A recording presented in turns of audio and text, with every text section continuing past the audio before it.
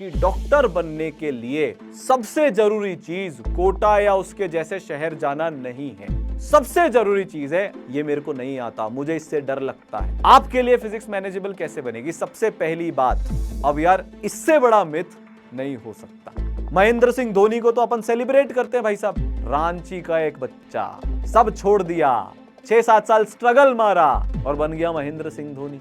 तो भैया धोनी को क्यों सेलिब्रेट करना फिर?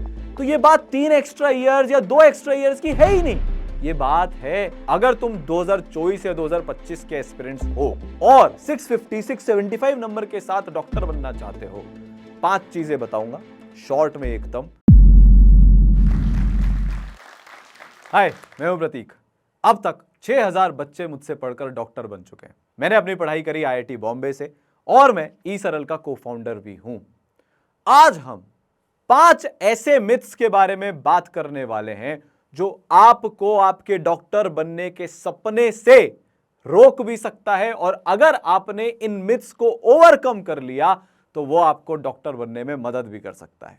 मेरी पर्सनल जर्नी मैंने शेयर करी है जोश टॉक्स जेई के चैनल पर, आप वहां पर जाकर देख सकते हैं। मैं टीम से रिक्वेस्ट करूंगा कि वो डिस्क्रिप्शन में लिंक डाल दें। शुरू करते हैं। मिथ नंबर 1, डॉक्टर बनना है तो कोटा जाना पड़ेगा, डॉक्टर बनना है तो लाखों की फीस देनी पड़ेगी। अब इस चक्कर में धौलपुर गांव का एक बच्चा विक्रम, जिसके पिताजी भैंस चराते हैं, छोटा सा उनका खेत है, उसमें खेती करते हैं, वो भी पड़ गया और कोटा जाने की जिद कर बैठा, पहुंच गया कोटा। पहले साल लोन लिया पिताजी ने, उनके पास तो इतने पैसे थे नहीं, 2.5 लाख रुपए का खर्चा हुआ, डॉक्टर नहीं बना। दूसरे साल फिर से लोन लिया।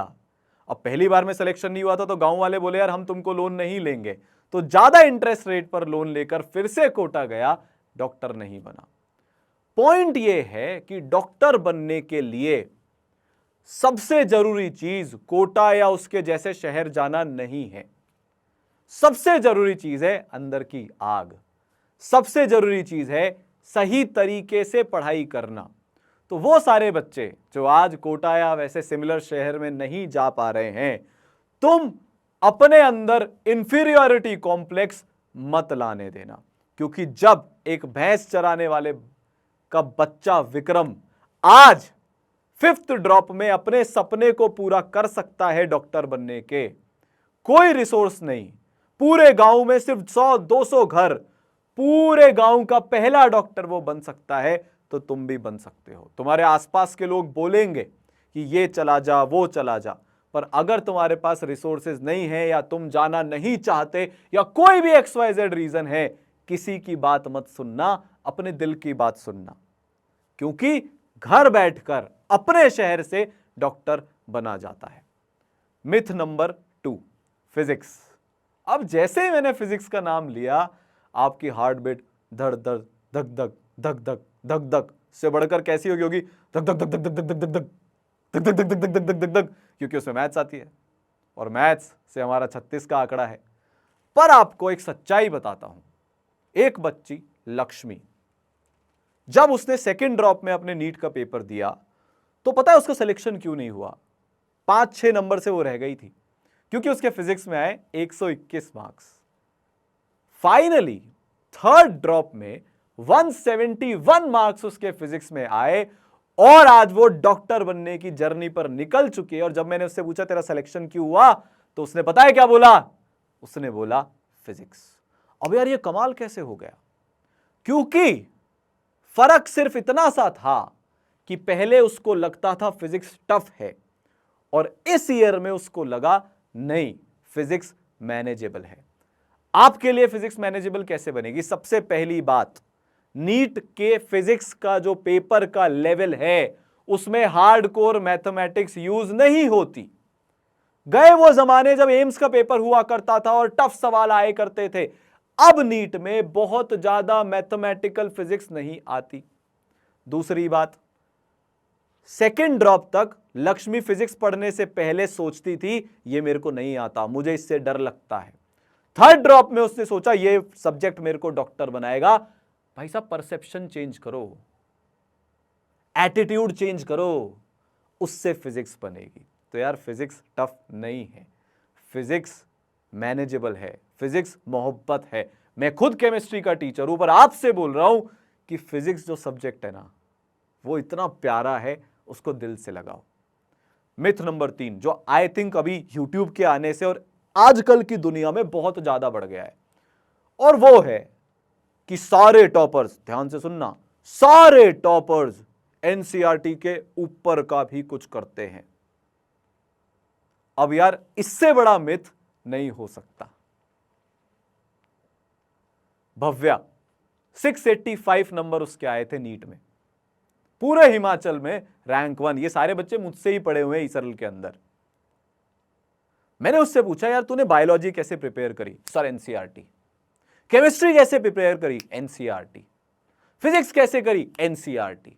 मैंने कहा यार पर सारे टॉपर तो बोलते हैं कि उन्होंने एनसीईआरटी के अलावा कोई मॉड्यूल शेड्यूल किए हैं, XYZ किताबें लगाई है, फलाना किया है, ढिमाका किया है, तू मेरे से बोल रही है एनसीईआरटी। तो सुना सर मैं प्राइवेटली बोल रही हूं ना, इसलिए आपको हकीकत बता रही हूं कि एनसीईआरटी। बायोलॉजी की एनसीईआरटी उस बंदी ने 10 से ज्यादा बार पढ़ी, एक एक चीज मार्क कर ली। फिजिक्स की एनसीईआरटी 5 बार से ज्यादा और केमिस्ट्री की एनसीईआरटी 4 बार से ज्यादा उसने पढ़ी। हां, सवाल लगाने पड़ेंगे, एनसीईआरटी में उतने सवाल नहीं होते, पर उस स्कोप से ज्यादा पढ़ने की जरूरत नहीं है। नीट बायोलॉजी की अगर बात करी जाए, इस बार 90 में से 90 क्वेश्चन बायोलॉजी के अगर आपने एनसीईआरटी ढंग से पढ़ी है तो आप बना सकते थे। केमिस्ट्री का पेपर मैंने पूरा सॉल्व किया, 45 के 45 क्वेश्चन अगर आपने ढंग से एनसीईआरटी कवर करी है, उसके एक एक कॉन्सेप्ट को, एक एक रिएक्शन को, एक एक मैकेनिज्म को, इनऑर्गेनिक केमिस्ट्री में एक एक ब्लॉक के एक एक वर्ड को अगर आपने ध्यान से पढ़ा है, तो आपके पूरे 180 में से 180 नंबर आ सकते हैं। इनफैक्ट एक बच्चे के आए भी हैं जिसने एनसीईआरटी के बाहर कुछ नहीं छुआ था। Same goes for physics. तो यार कोई भी तुम्हें बोले ना, या एक बार तुमको कहीं पर यूट्यूब वगैरह पर सुनने को मिल जाए, कोई टॉपर बोल दे कि नहीं मैंने ये किताबें करी है, तो यार उसको पिंच ऑफ सॉल्ट के साथ लेना। 700 प्लस नंबर एनसीईआरटी के साथ पॉसिबल है। अब चौथा पॉइंट जो मेरे दिल के सबसे करीब है, एक बच्ची जानवी सिंह 6th ड्रॉप में उसका डॉक्टर बनने का सपना हुआ पूरा। अब यार जब हमने इसका इंटरव्यू डाला तो इतने हेट्रेड कमेंट्स आए कि यार तूने अपनी पूरी लाइफ वेस्ट कर दी, 6 साल में तो मेरे इंजीनियरिंग हो जाती।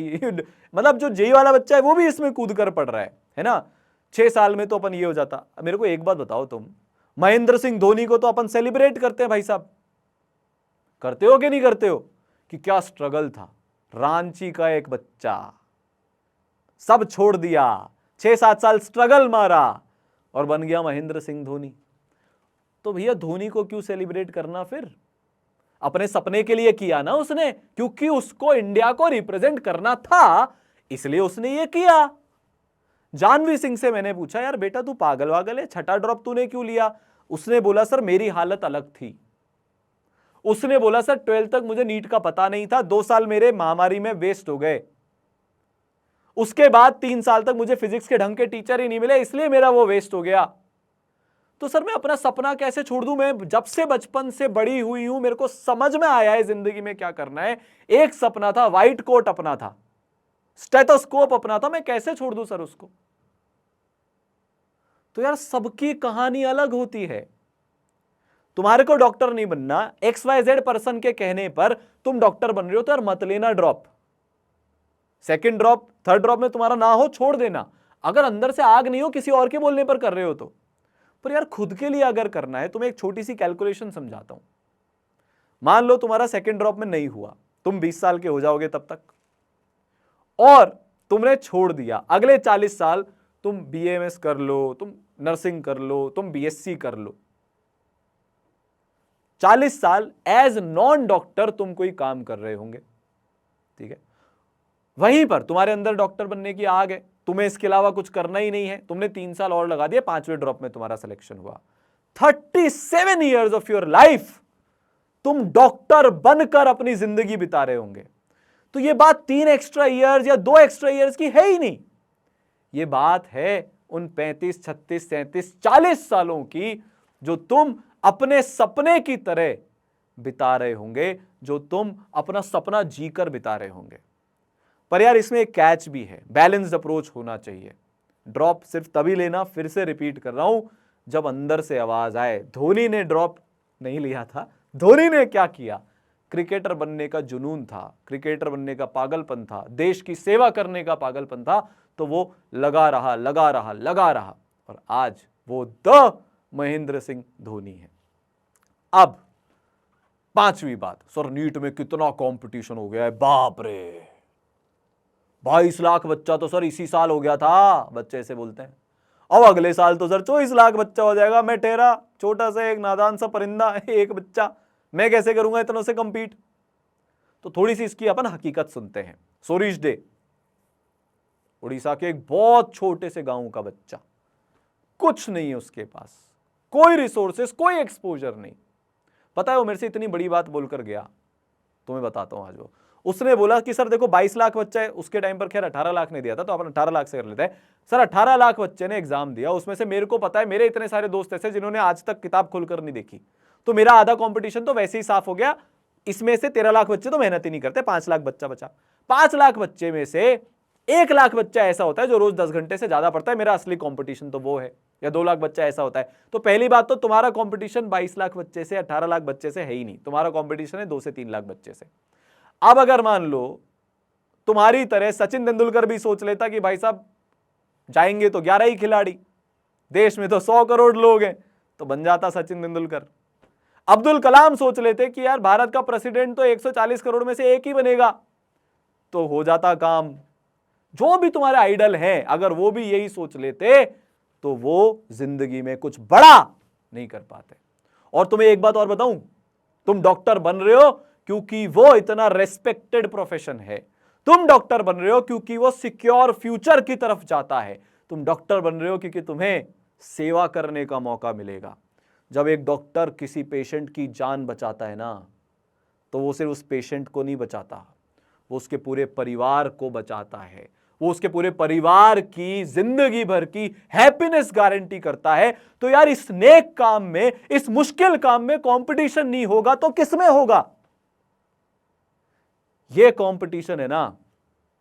अब यार तुम एक बात बताओ, हीरे की कीमत इतनी ज्यादा, कोयले की कीमत बिल्कुल नहीं, क्यों साहब? अबे हीरे की कीमत ज्यादा इसलिए होती है क्योंकि वो हजारों टन के प्रेशर पर पड़ा हुआ होता है, लाखों साल लग जाते हैं उसको कोयले से हीरा बनने में। तो जो तपता है वही सूरज की तरह चमकता है। तो competition is a boon. Competition तुम्हारी जिंदगी में तुम्हें निखारने आया है। तुम्हारा सिर्फ एक कंपटीशन है, सच्चाई सुन लो आज मेरे से। जो मैं कल था, क्या मैं आज उससे बेटर हूं? क्या मैं बेटर हूं? क्या 21 लाख बच्चा क्या कर रहा है, भाड़ में जाए। सर आजकल तो 630 नंबर कट ऑफ जाती है, तो अच्छी बात है ना, तू तो सिंसियर एस्पिरेंट है। जो नॉन सिंसियर एस्पिरेंट है वो वैसे ही रेस से बाहर हो गया। तुम्हारा कंपटीशन सिर्फ तुम हो। तो यार ये पांचों मिथ बहुत चल रहे थे, इतने कमेंट्स आ रहे थे, मैंने बोला यार इसको क्लियर किया जाए। अब अगर तुम 2024 या 2025 के एस्पिरेंट्स हो और 650 675 नंबर के साथ डॉक्टर बनना चाहते हो, 5 चीजें बताऊंगा शॉर्ट में एकदम अपने पर्सनल एक्सपीरियंस से, जिसे 6000 बच्चे डॉक्टर बने। जो तुमको करनी है, पहली चीज स्टिक टू एनसीईआरटी, कहीं इधर उधर मत भागना, सवाल करने पड़ेंगे वो करना।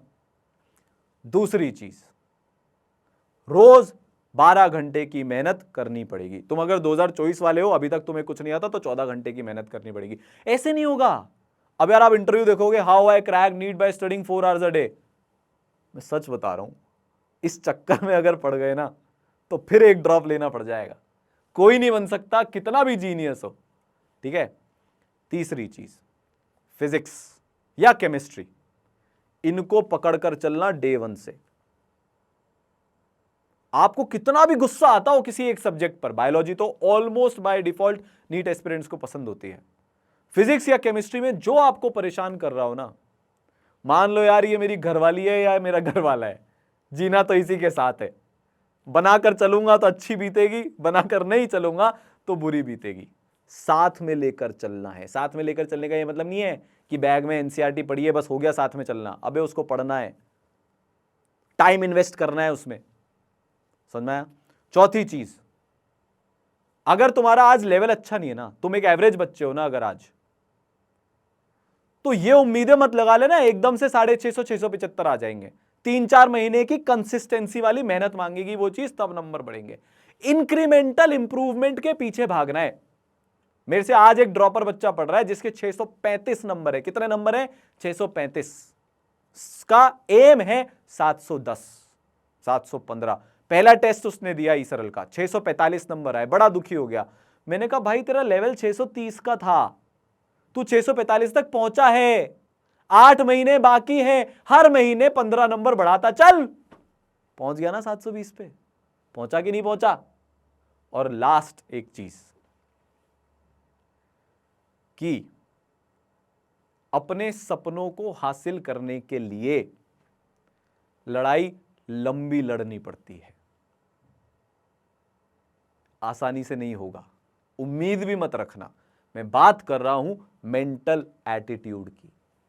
एक्सपेक्टेशन क्या रखनी है कि तकलीफें आएंगी, पहले से एक्सपेक्ट कर लिया ना तकलीफें आएंगी, तो जब तकलीफें आएंगी हमारा दिल नहीं बैठेगा, जब तकलीफें आएंगी तो हमको बुरा नहीं लगेगा।